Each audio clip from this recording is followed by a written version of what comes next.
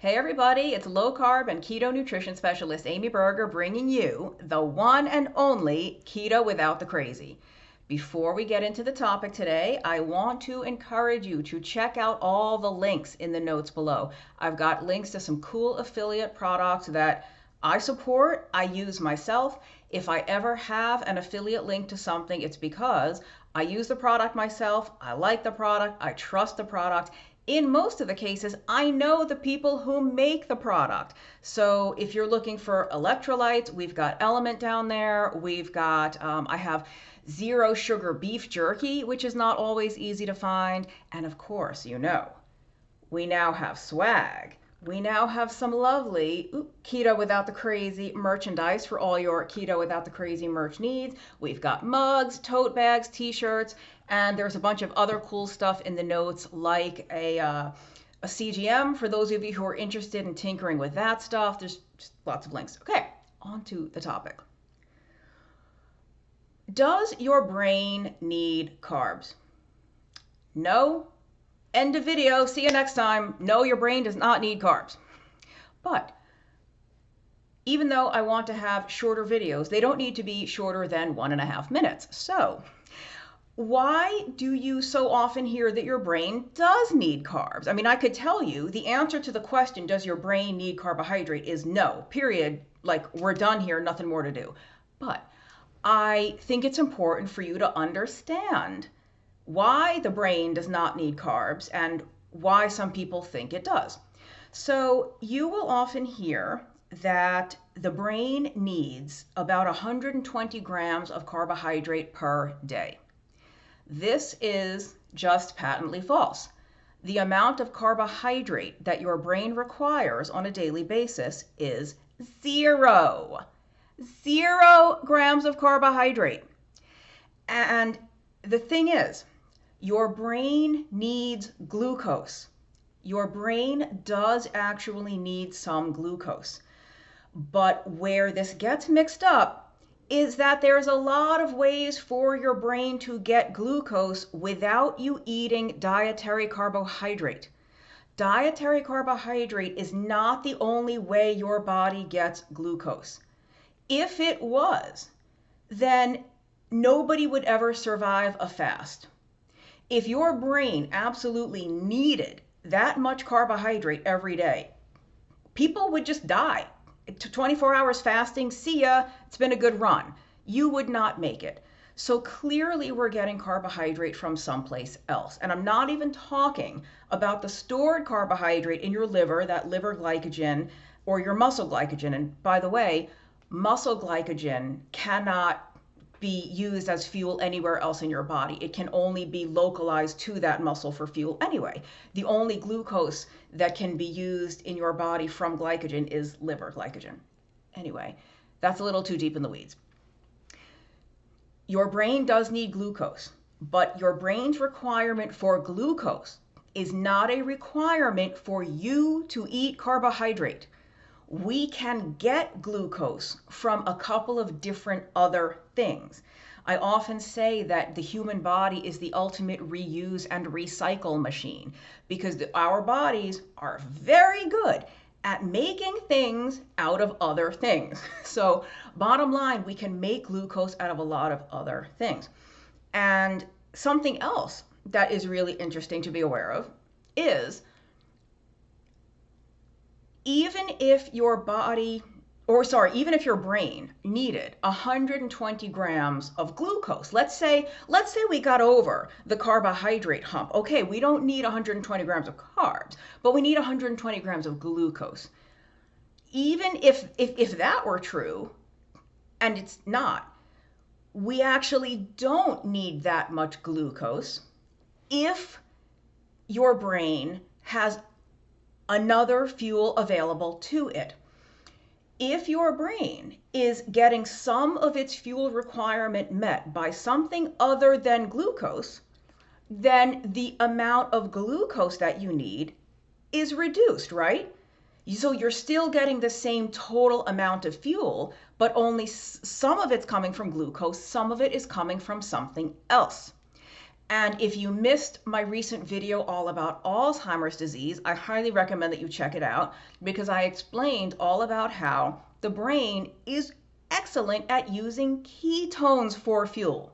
Now, as far as we know, ketones cannot substitute 100% for glucose. Your brain still needs some glucose.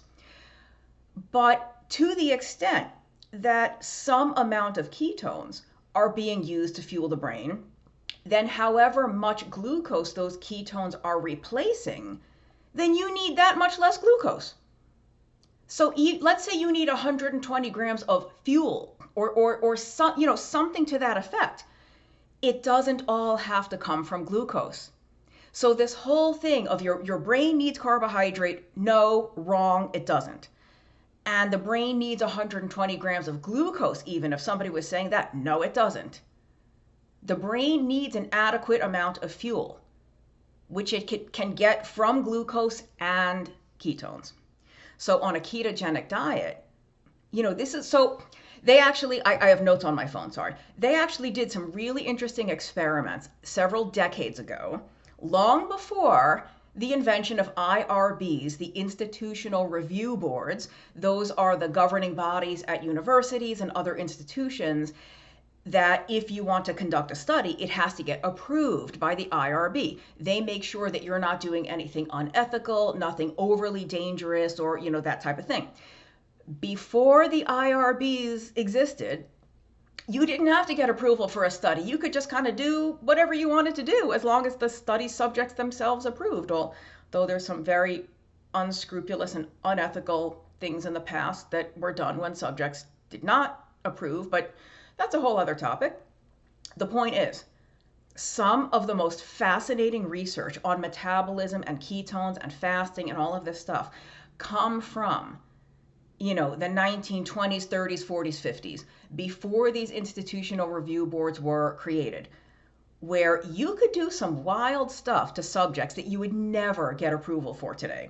One of the studies that was done, and I haven't looked at it in a long time, so I may be remembering some of the details wrong, but the gist of it was that they took some subjects who were fasted. I forget for how long, but they were fasting, so a long time without food, and they injected them with insulin. And we're talking non-diabetic people, healthy people.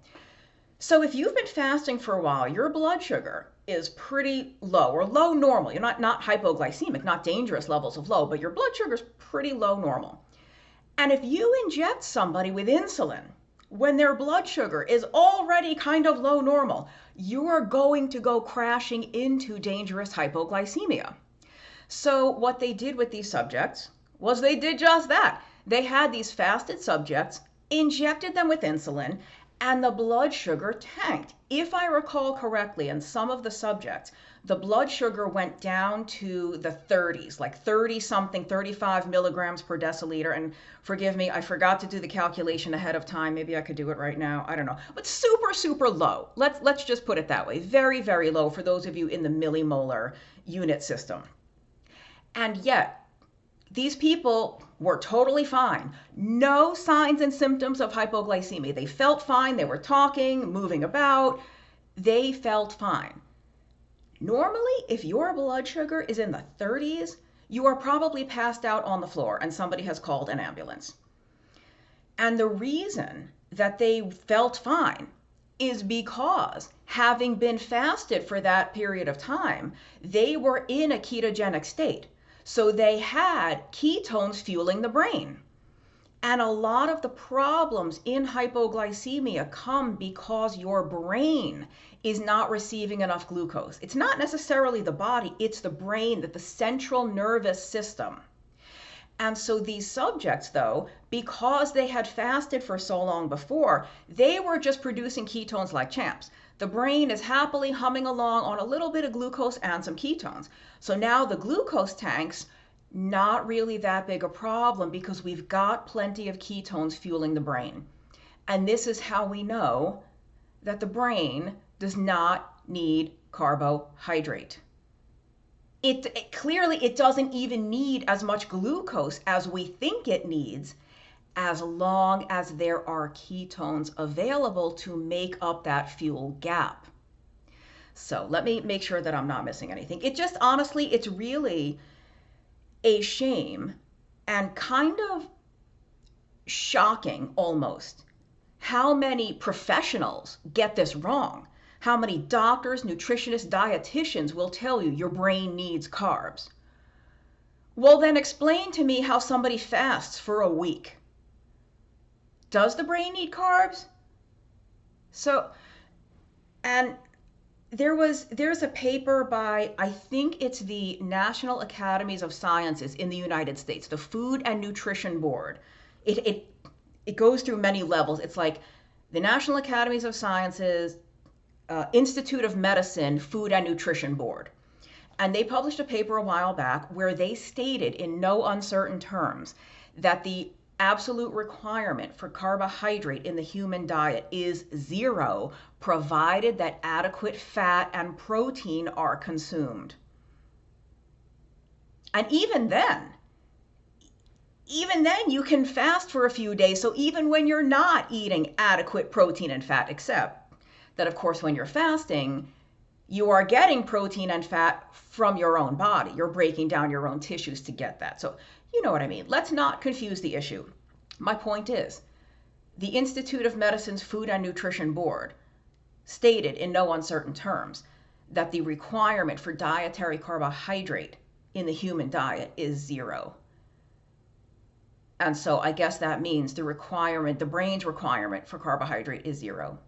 So it's honestly a little scary sometimes how wrong this is out there when, again, when professionals who should know better, literally the experts, the nutrition and medical experts, when they don't even get this right, what are the rest of us supposed to do? Well, watch my channel, I guess, but let me just make sure I didn't miss anything here. No, I think that's it. So, but just listen, if you're on a keto diet or you fast or you're on a carnivore diet or you're whatever, your brain is going to be fine. You don't need to eat carbs. And in fact, isn't it interesting how many people report that once they adjust to a keto or carnivore diet, their brain fog is gone. So their brains actually appear to be working better, or their attention span is better, their focus is better, when they eat much, much less carbohydrate or even little to no carbohydrate. So we've just got to get past this, brain needs carbs thing. And I think if you've been doing keto for a while, you probably already suspect that your brain doesn't need carbs or doesn't need that much carbohydrate. But I wanted to clear that up because I still see this from time to time out there, and it's infuriating, but more than that, it's just plain wrong. It's just physiologically and biochemically wrong. So I hope that's helpful, and subscribe to the channel if you haven't already, and do check out that Alzheimer's video. There's been such amazing, really, really positive feedback about it. I think you'll learn a ton. If you have any concern whatsoever about Alzheimer's or cognitive decline, cognitive impairment, check that out. I'll put a link in the notes. But until next time, keep the crazy out of your keto. Catch you next time.